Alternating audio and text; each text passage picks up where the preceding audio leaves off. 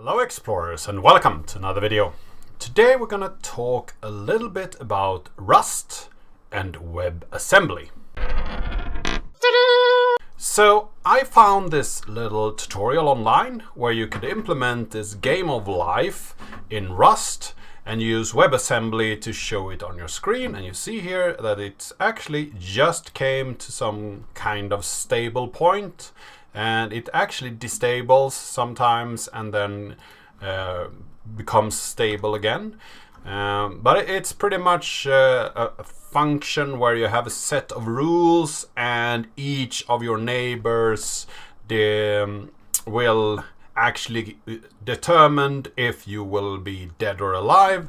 And these dancing people are the alive people, and then you have some skulls that shows the dead people on this little map here. And this Rust tutorial you can find at wasm.github.io/book. So there you have the game of life examples. You can follow along and do this yourself if you like.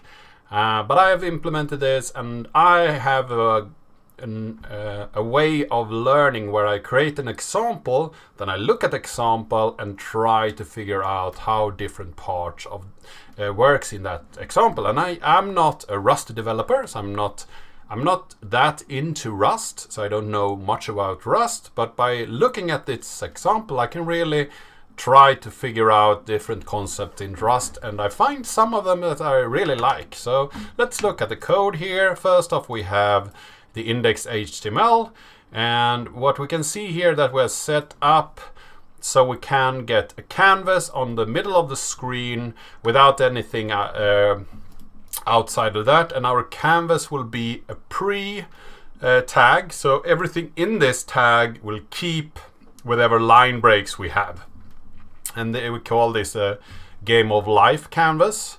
And in our index here we can see that we get our canvas, we get a new universe from the game of life up here, the Wasm file, and then we have this render loop which will render something to the text content. It will update the universe and then request another animation frame, and down here we have a request animation frame to get everything started. So let's look at the actual code of the WebAssembly. So the WebAssembly we have here, first off we have some configuration up here. I'm not really sure what this is. It's probably something to do more with how the setup with Wasm and Rust is. So this is something that you get from the example.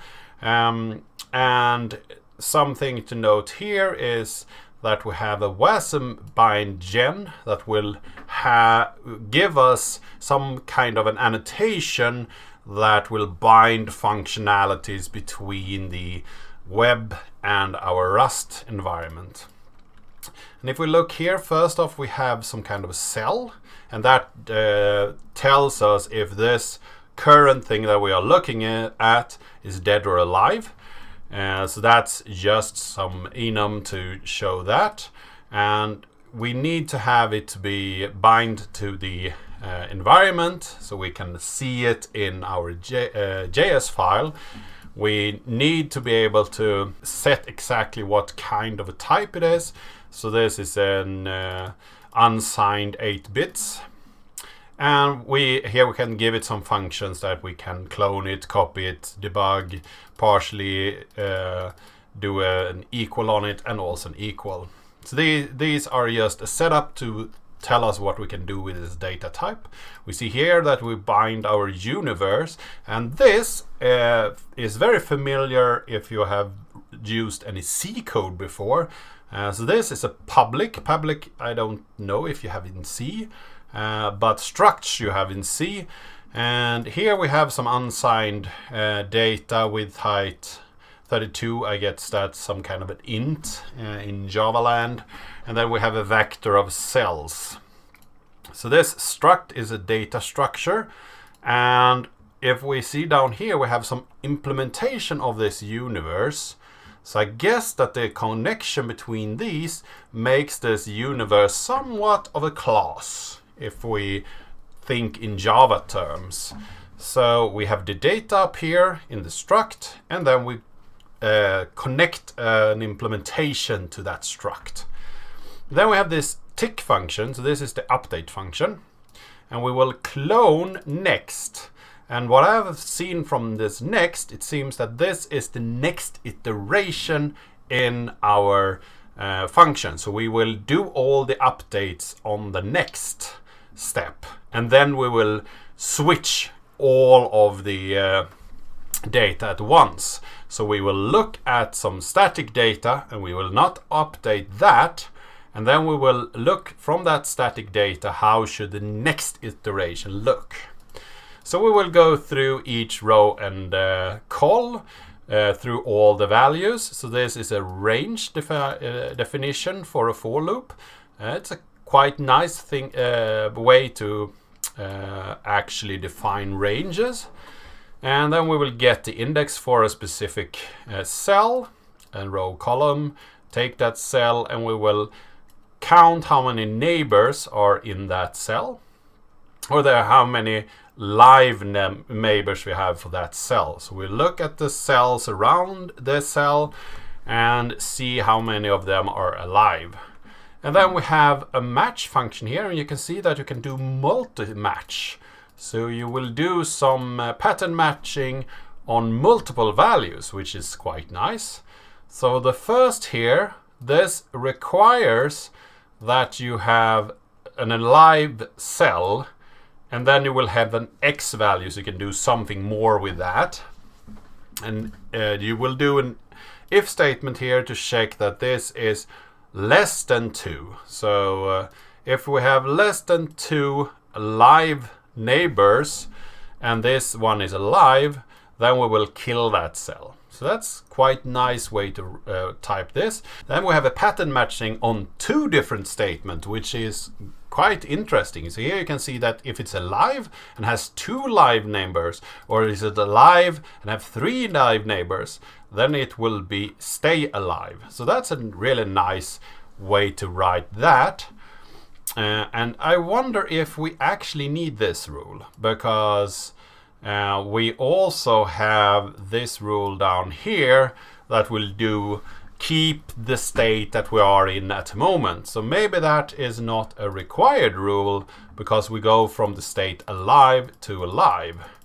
But then we have the state where we are alive and we have more than 3 neighbors that are alive, and that will tell the system that this cell should die because it has too many alive neighbors, and it will die because of overpopulation. And then we have the 4th rule here that says if something is dead and it has 3 live neighbors, then we should make it alive again. And if we have any other state, then we will keep that state. And we see here that the next cell up here, that was the actual result of this matching, is what we will set into the next vector here, and then we will just update all our cells with the next value of these cells. Get the row index here is very simple. It's just taking the row, multiplying it with the width and adding the column, so we will get a specific index in the vector, and we will return that as unsigned size. So, and we see here that we don't have any return statements. So I guess that in Rust, the last thing that you write might be a return statement for that function. Then we come to this live neighbor count here, and this is a little bit weird. I haven't really figured out what's going on here, but we have some delta row that takes the height of this full map, and it takes it from -1, so it's it's the last index that you can actually do something with, and then goes to 0 stepping 1, I guess. So we will iterate over that and get a cloned value for the row. I don't know why we clone it down here, but we will get a row and column value, and if it's the last value, we will not do anything with that top value. Then we will just continue. So then we come to these here, where we take the row, which is the current column, plus delta row, and then we will see that it's not larger than height. We will do modulus with height, I guess, and then we will get a neighboring row, and then we do the same with the column, and that will give us an index, and we get that index and add our count to that. I'm not really sure if that actually will give us neighbors, and this is what's really tripping me up here. What does this mean? And then we will return the count down here. But if we can say that we actually are counting just the neighbors of this cell, and I guess that you only count the neighbors that are to your left and right, up and down, then you will get a count value here. For overpopulation more than 3 around you, that seems that you can't get that many around you that should be alive. So if you take all the ones around you, then you are up to 8, and you will have people perhaps dying a little bit more often. I don't know. So this function is a little bit weird, and I'm not really sure if it's correct, because I don't really understand it. Then we have this very simple function down here. We take a universe, we take some cells. So these are all the cells that we are working with here, and we will go through height from 0 to height times width times height, and we will map this to dead or alive values and collect them down here. And here I will take everything that is divided by 2 and divided by 7. So those are alive nodes, and then we have the rest are dead nodes. And this comes from the example I've tried with different other values, and most of them just gets living very fast. So if we don't have a good mix, you will not get this live mixture where it kills off and lives and so on. So these values are quite important, how you should start your population to actually get a good mixture. And then we will return that universe with the width and height and all the cells. Lastly, we have this implementation down here for display. So this is the trait display for the universe. So this is a standard function in Rust. So we will implement this function for this specific class, and that will automatically give us a toString that we can use up here to render our data. And we see here that we get a line by taking the cells, slice them up, and divide them into chunks. And these chunks should be of width in size. And then we go through each and fetch a cell. And if the cell is dead, we will set one symbol. And if it's alive, we'll set another symbol. And that will be written to this function up here. So we have this function that is the formatter function. And then we will write also a new line for each line. And as we see here, they expect that we get a result as a return. And this result we will just return a function that does nothing. And this will actually do the writing for us. So let's look at the tooling. So the tooling for Rust can be fetched by running this little command here. So you actually curl a Rust up server and then run that command, and that will run in your GUI. So you will install all the Rust binaries. And for Windows, they will be installed in .cargo/bin in your user directory. And even though you are running msys2, they will not be in the msys2/home/user directory, which you might think. They will actually be put in your users directory on your C drive for Windows. So that you need to keep in mind, and you need to export that path to get all the binaries so you can run them in the console. And you need to do this before you install Wasm pack, because that's a part of Rust. So it will be installed and compiled with the Rust. You also need the latest npm. If you don't have that, install it and update.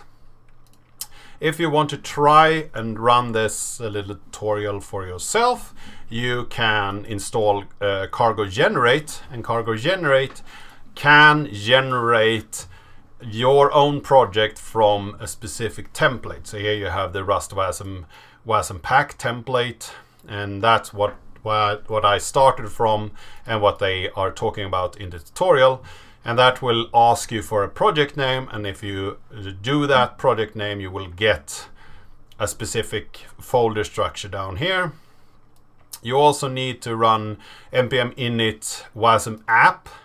That will create a little bit of a Webpack project where you can run your Wasm functions in, and that will be placed in www, the World Wide Web directory.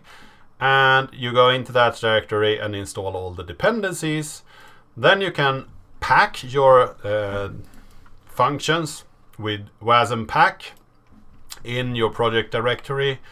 And to use your this package that you are created here, you need to go into the package directory, create an npm link there, and then you need to go into your web directory and link it to the name of your project. So if we go into the package here, when it actually has built, it have copied my package JSON with the name of this project. So Wasm Game of Life was the project name here, and that's the project, the name that I need to specify when I link my libraries together.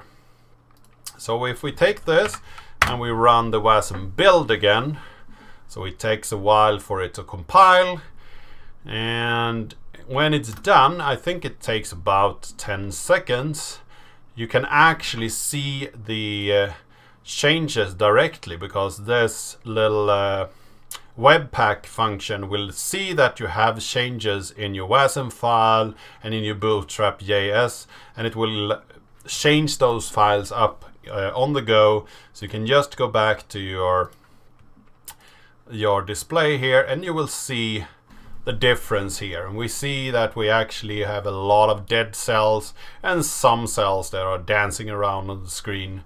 And this seems a little bit more reasonable for a population. So I had it the other way around. So I had a lot of live cells that didn't really look correct. This looks more correct. And here we say that we have some stable populations around the screen where they don't die out and they just keep on living, and some are a little bit unstable, coming and going, and so on. So this was what I wanted to show you today.